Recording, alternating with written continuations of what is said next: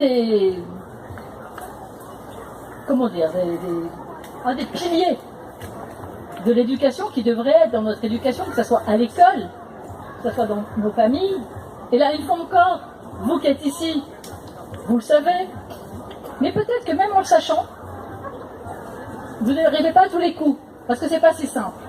Donc la règle, la seule règle qui prévaut, et là ça va me permettre, parce que je n'avais pas du tout prévu comme ça, mais je vais le faire maintenant, je vais faire un lien avec la motivation.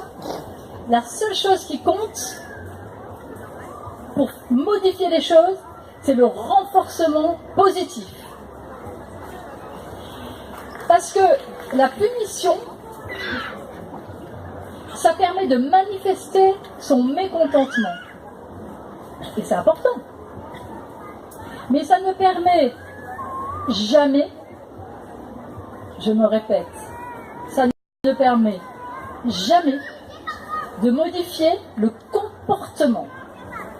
La seule chose qui permet de modifier le comportement, et ça, une fois encore, il y a des centaines d'études, si vous ne croyez pas, vous n'êtes pas obligé de me croire du premier coup, mais vous pouvez aller regarder sur votre ami Google ou ailleurs, il y a des centaines d'études qui valident ça. La seule possibilité pour modifier un comportement, c'est le renforcement positif. Qu'est-ce que ça veut dire ? Ça ne veut pas dire je vais bien, tout va bien, la vie est merveilleuse, mes enfants sont merveilleux, je suis tellement contente de tout ce qu'ils font, de tout ce qu'ils sont, quoi qu'ils fassent, mais c'est pas grave mon chéri, tu as fait tomber le frigo, tout ce qu'il y avait dedans, mais oh là là, mais sûrement tu avais besoin de te défouler, il est 3h du matin, t'as pas envie de dormir, mais c'est pas grave, fais-toi plaisir, la vie est belle, nous n'avons qu'une vie. Non, c'est pas ça le renforcement positif. Le renforcement positif, c'est de pouvoir, et c'est hyper compliqué, parce que là, une fois encore, dit comme ça devant vous, ou derrière vous, enfin,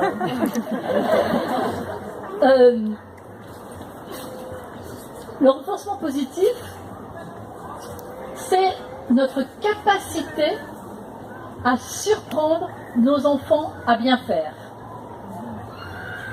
Et cette capacité à surprendre ses enfants à bien faire, ça veut dire que même si on rencontre des difficultés ponctuellement ou des difficultés depuis longtemps avec un enfant, quelle que soit la nature des difficultés, eh bien, on va s'engager d'être dans cette intention de repérer ce que l'enfant fait de bien.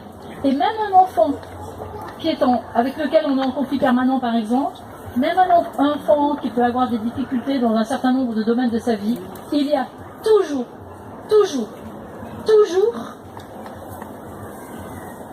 des secteurs, des moments, des compétences qui sont positives, qui sont les siennes et qu'il réussit bien.